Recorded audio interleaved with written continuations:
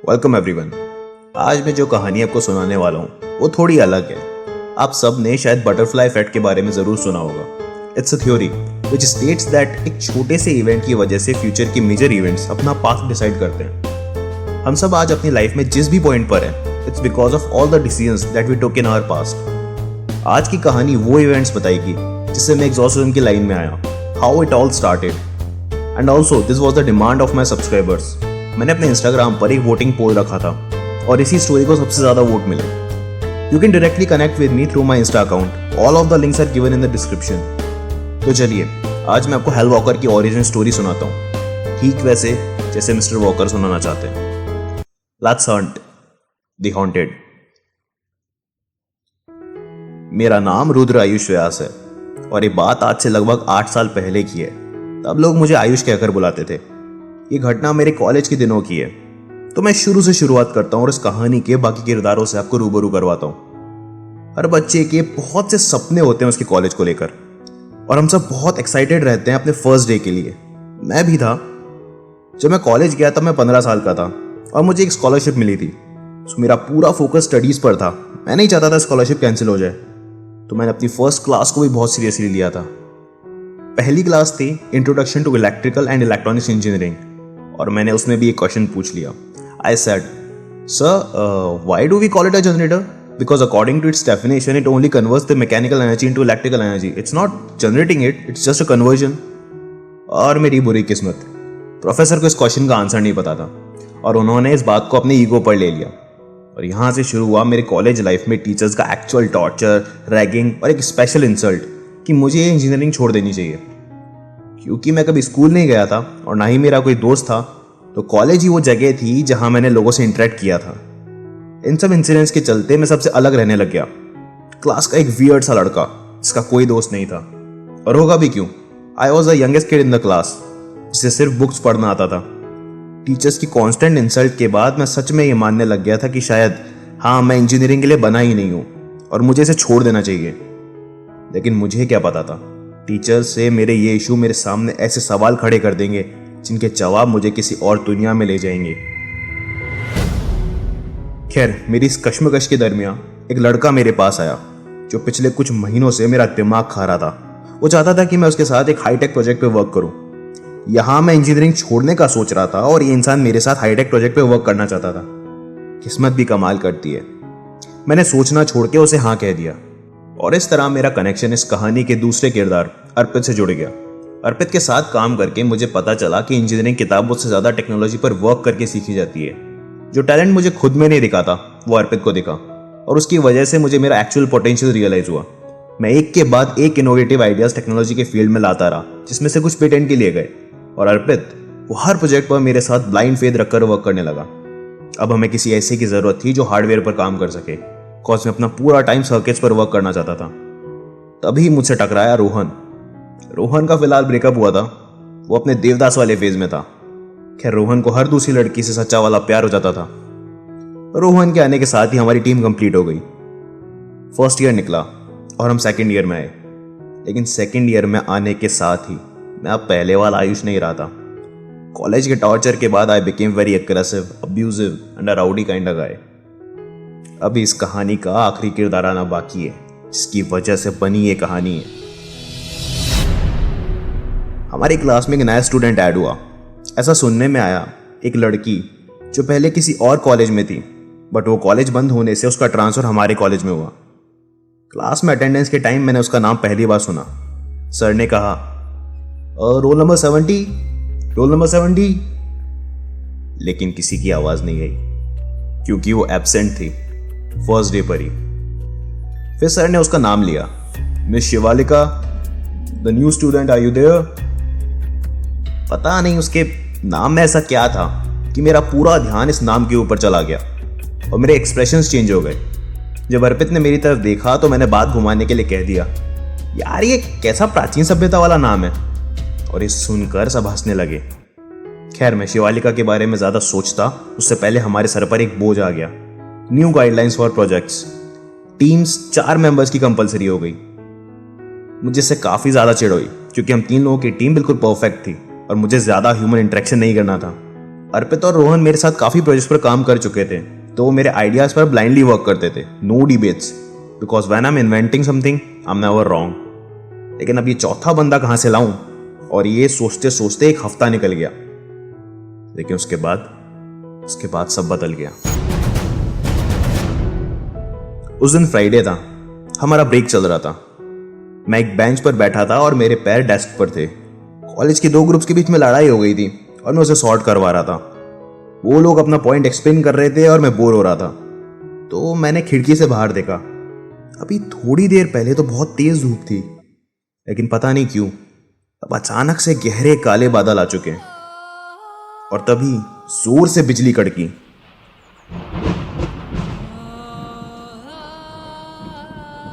Class का दरवाजा खुला। एक लड़की एंटर हुई, एकदम काले रंग के कपड़े, सलवार सूट। उसमें पता नहीं कुछ ऐसा था कि मैं उसे देखता रह गया। लेकिन फिर मैंने नजरें घुमाकर देखा तो हर कोई उसे ही देख रहा था। वो धीरे धीरे चलते हुए मेरे पास आई और मुझसे पूछा, क्या आप बता सकते हैं एचओडी सर का केबिन किस साइड में है? और मैंने अपने एरोगेंस में कहा, नहीं बता सकते, इट्स अ सीक्रेट। आसपास खड़े लोग हंसने लगे, लेकिन उस लड़की के चेहरे पर मानो कोई एक्सप्रेशन ही नहीं था। वो क्लास में एंटर हुई थी तब से लेकर अब तक। वो बहुत धीमी और शांत आवाज में मुझसे बोली, थैंक यू, और वहां से जाने लगी। पता नहीं मुझे क्यों बुरा लगा उसके लिए, तो मैंने उसे पीछे से आवाज दी, अरे सुनो, go straight from the door, second left, first right. उसने पीछे मुड़कर एक हल्की सी स्माइल दी, मानो वो जानती थी कि मैं उसे आवाज देकर रास्ता बताऊंगा, और उसी के लिए उसने मुझे पहले थैंक्स कहा था। मैंने सोचा इसे पहली बार देखा है, आखिर ये है कौन, इसका नाम पूछता हूं। और मेरी आवाज मेरे हलक में ही थी कि उसने खुद ही बोला, शिवालिका। ये नाम मेरे कानों में गूंजता रहा। मुझे समझ नहीं आ रहा था मेरे पूछने से पहले इसने मेरे सवाल का जवाब कैसे दे दिया। उसके बारे में सोच ही रहा था कि पता नहीं कैसे मेरे दिमाग में ख्याल आया, टीम का फोर्थ मेंबर इस लड़की को बना देते हैं, जो कि बहुत अजीब सी बात थी। मैंने अर्पित को इस लड़की से बात करने भेजा। वो टीम ज्वाइन करने के लिए मान गई, और फिर एक के बाद एक अजीब घटनाओं के होने का सिलसिला शुरू हुआ। हमने कुछ प्रोजेक्ट्स पर साथ काम किया, लेकिन शिवालिका के बारे में कुछ जान नहीं पाए। अजीब बात थी। फिर हमारे एग्जाम्स आए। एग्जाम्स के बाद मैंने अपने एक पेपर का रिजल्ट देखा। इसमें मैंने 40 आउट ऑफ 40 मार्क्स एक्सपेक्ट किए थे, बट मार्क्स 32 आउट ऑफ 40। इसका मतलब एक पूरा क्वेश्चन ही गलत हो गया था। मैं सर के पास गया, मिस्टर राजवीर, असिस्टेंट प्रोफेसर। मैंने अपनी कॉपी देखी तो उसमें सब सही था। मैंने सर से कहा, सर आपने ये डेरिवेशन पूरा काट दिया, इसमें गलती क्या है? मिस्टर राजवीर अपनी बदतमीजी और स्टूडेंट्स को परेशान करने के लिए काफी फेमस थे। उन्होंने झल्लाते हुए कहा, गलती ये है कि तू बिना क्लास अटेंड करे पेपर देता है, और तू क्या खुद को टीचर से ऊपर समझता है? और दूसरी बात, ये डेरिवेशन उस बुक से नहीं है जो मैंने रेफर की थी, ये अलग है। मैंने बोलना चाहा, सर मैं क्लास इसलिए अटेंड नहीं कर पाता क्योंकि मैं लैब में होता हूँ, और हो सकता है डेरिवेशन अलग है, लेकिन मैथमेटिकली गलत तो नहीं है ना सर? मेरा इतना कहते ही उन्होंने मेरे सामने मेरे सारे आंसर काट दिए और कॉपी पर फेल लिख दिया और कहा, भाग यहां से, कर दिया तुझे फेल, उखाड़ ले अब जो उखाड़ना है। मैंने उनसे कहा, आपके नंबर मेरा इंटेलेक्ट डिफाइन नहीं कर सकते सर, और मैं वहां से बाहर निकला। बाहर पता नहीं क्यों शिवालिका खड़ी थी, मानो मेरे बाहर आने का इंतजार कर रही हो। उसने मुझे देखकर स्माइल किया, लेकिन मेरा मूड बहुत ही खराब था, तो मैं बिना कुछ बोले वहां से चला गया। राजवीर की बदतमीजी बढ़ने लगी, खासकर मेरे साथ। वो स्टूडेंट्स के बीच में मेरी बेइज्जती करने के लिए खामखा मुझ पे चिल्लाना शुरू कर देता, और टॉपर एक ऐसे बच्चे को दिया जो हम सबकी क्लास में होता है, जो बटरिंग करते नहीं थकता। मैंने राजवीर की क्लास अटेंड करना ही छोड़ दिया। एक दिन मुझे कॉलेज की वर्कशॉप में अपने रोबोट पर कुछ काम करना था। काफ़ी देर हो गई थी, शाम के 8 बज गए थे। अर्पित और रोहन जा चुके थे। कॉलेज का गर्ल्स हॉस्टल कैंपस के अंदर ही था। पता नहीं उस दिन क्यों शिवालिका कॉफ़ी लेके उस वर्कशॉप में आई। वहाँ मैं अकेले ही काम कर रहा था। उसने मुझे कॉफ़ी देकर कहा, तुम ठीक हो? आजकल क्लास में नहीं दिखते। मैंने कहा हाँ मैं बिल्कुल ठीक हूँ, लेकिन राजवीर सर की क्लास अटेंड करने से बेटर है मैं अपने सर पे हथौड़ा मार लूँ। उसके बाद जो उसने मुझसे कहा सुन के मेरे होश उड़ गए। उसने कहा राजवीर बहुत ही गिरा हुआ इंसान है, उसमें बात करने की जरा सी भी तमीज नहीं है। उस लड़के की जगह तुम्हें टॉपर होना चाहिए था। सच में राजवीर जैसे इंसान को इस धरती पर रहने का हक नहीं है, उसे मर जाना चाहिए। उसने बात बहुत ही सीरियसली कही थी और फिर वो वहां से उठ के चली गई। मैं उसे तब तक देखता रहा जब तक उसके काले कपड़े अंधेरे में कहीं गायब नहीं हो गए। मुझे समझ नहीं आ रहा था कि ये कहना क्या चाहती थी, लेकिन फिर मैंने सोचा ये शिवालिका है, ये क्या कहती है, क्या करती है और क्या सोचती है मेरी समझ के बाहर है। और जब रोहन ने मुझे और अर्पित को बताया था कि उसे फिर से सच्चा वाला प्यार हो गया है शिवालिका से, मैं तब से उस लड़की से दूर ही रहता था। अगले दिन रोहन ने शाम को हमें अपने घर इनवाइट किया। मैं, अर्पित और रोहन छत पर बैठे हुए थे, लेकिन रोहन के चेहरे का रंग उड़ा हुआ था। वो बिल्कुल चुपचाप बैठा था, कुछ नहीं बोल रहा था। अर्पित ने गिलास में कोल्ड ड्रिंक डाली और मुझे दी, रोहन को भी दी, लेकिन उसने कोई रिएक्ट नहीं किया। बहुत ही ज्यादा परेशान दिख रहा था। मैंने उससे कहा अरे भाई बोलेगा क्या हुआ, और आज अचानक हमें घर पे क्यों बुलाया? रोहन ने धीरे से सिगरेट जलाई।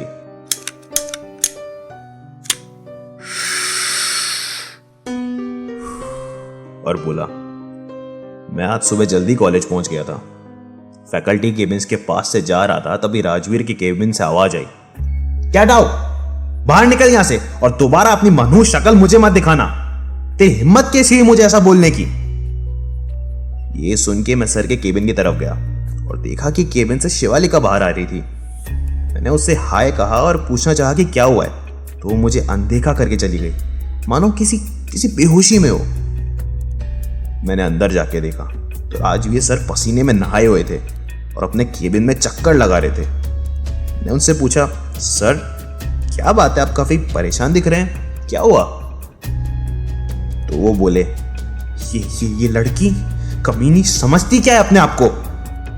वो मेरे केबिन में मुझसे बिना पूछे घुसी और मेरे ही सामने बैठकर मुझसे कहती है सर आप इस दुनिया पर बहुत बड़े बोझ हैं, आपको जिंदा रहने का कोई हक नहीं है, आप बहुत ही जल्द मरने वाले हैं। क्योंकि मैं इसके लिए पूजा करूंगी, ये रिचुअल शुरू करने से पहले सामने वाले को बताना जरूरी होता है, इसीलिए मैं यहाँ आई हूँ। रोहन ने राजवीर से कहा सर हो सकता है वो शायद मजाक कर रही हो, और वैसे भी सर आप कौन सा इन अंधविश्वास में यकीन रखते हो कि पूजा करने से किसी की मौत हो जाएगी? राजवीर ने कहा हाँ मैं यकीन नहीं करता, लेकिन रोहन ने फिर हमसे कहा सर ने उस बात पर यकीन करने से मना कर दिया, लेकिन उनका चेहरा कुछ और ही कहानी बयां कर रहा था। तुम दोनों बताओ, शिवालिका ने जो कहा क्या ऐसा हो सकता है? अर्पित ने कुछ सोचते हुए कहा जब हम किसी की लंबी उम्र के लिए पूजा कर सकते हैं तो शायद किसी के मरने के लिए भी की जा सकती हो, क्या पता। मैं इन चीजों में बिलीव नहीं रखता था, तो मैंने रोहन से कहा यार देख, शायद ऐसा हो सकता है अगर हम किसी को बोले कि वो मरने वाला है तो ये बात उसके सबकॉन्शियस माइंड में बैठ सकती है और वो खुद ही ऐसी नेगेटिव एनर्जी जनरेट कर सकता है जिससे वो स्ट्रेस और टेंशन में आ जाए, और शायद इसमें वो ऐसी गलती करे जिससे वो मर भी सकता हो। ठीक वैसे जैसे बिल्ली के रास्ता काटने पर हम मान लेते हैं कि कुछ बुरा होने वाला है, और इस सोच में वाकई हम ऐसी गलती कर बैठते हैं जिससे कुछ बुरा हो सकता है। सबकॉन्शियस माइंड का खेल है भाई। हमने तो इस बात को यहीं खत्म कर दिया, लेकिन अनहोनी का होना तो अभी बाकी था। राजवीर सर के बिहेवियर में चेंजेस आने लगे। उन्होंने अब स्टूडेंट्स पर चिल्लाना छोड़ दिया था, सबसे तमीज से बात करते, लेकिन वो धीरे धीरे कमजोर होते जा रहे थे, पतले दिखने लगे थे। शिवालिका का बिहेवियर भी बहुत अजीब सा हो गया था, मेरा मतलब पहले से भी ज्यादा वियर्ड।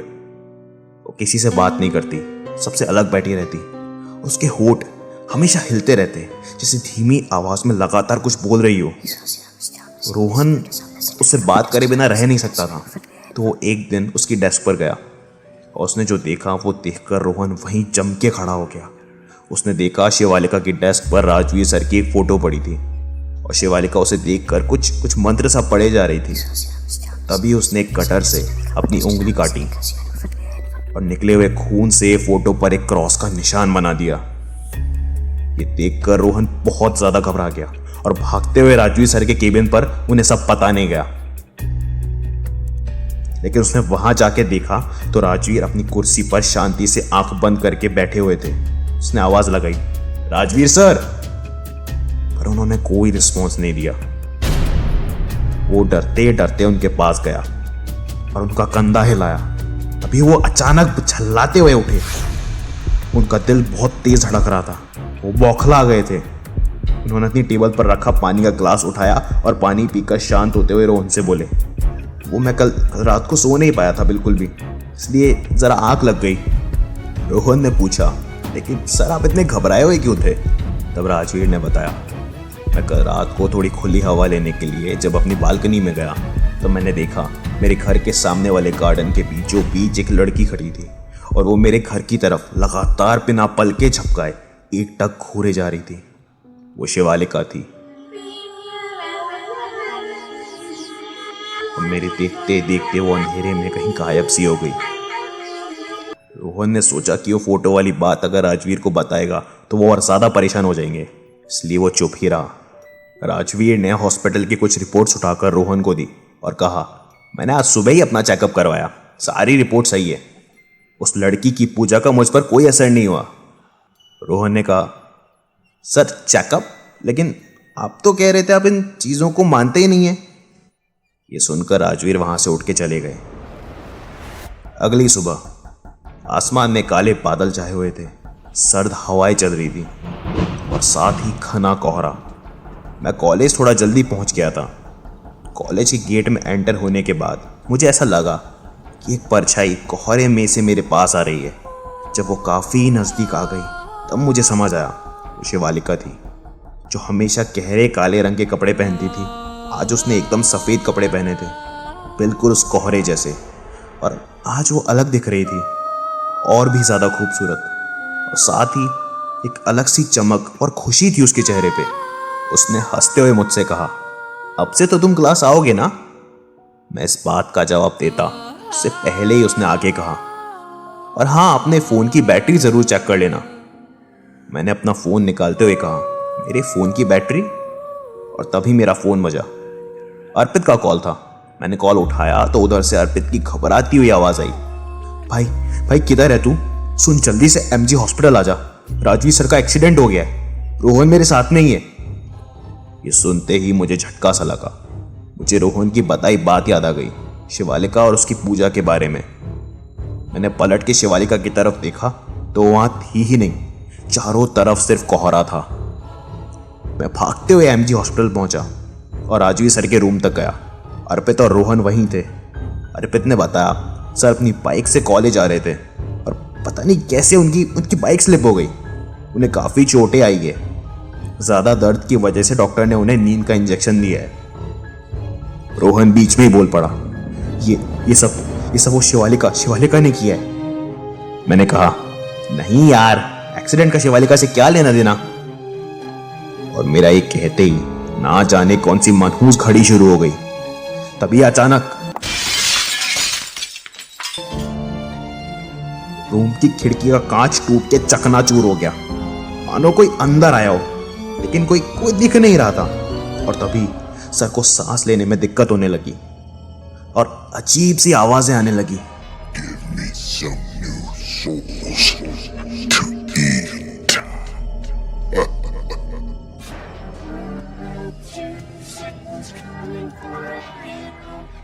हमें कुछ समझ नहीं आ रहा था, ये हो क्या रहा है आखिर।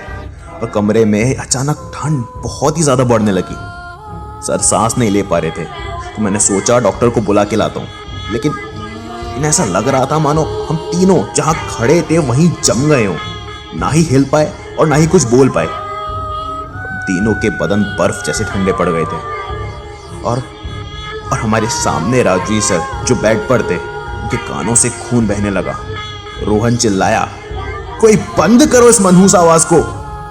मैंने राजवीर की तरफ देखा तो उनका हाथ अपने सीने पर था।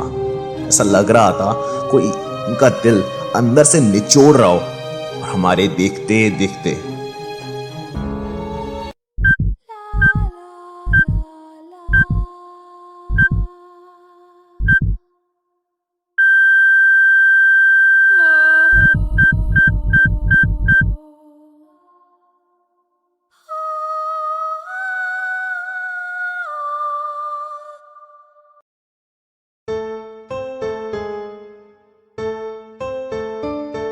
तो ये था हैल वॉकर की ओरिजिन स्टोरी का पार्ट फर्स्ट। अब शायद आपके मन में बहुत से सवाल होंगे और सामने एक अनसुलझी अधूरी सी कहानी।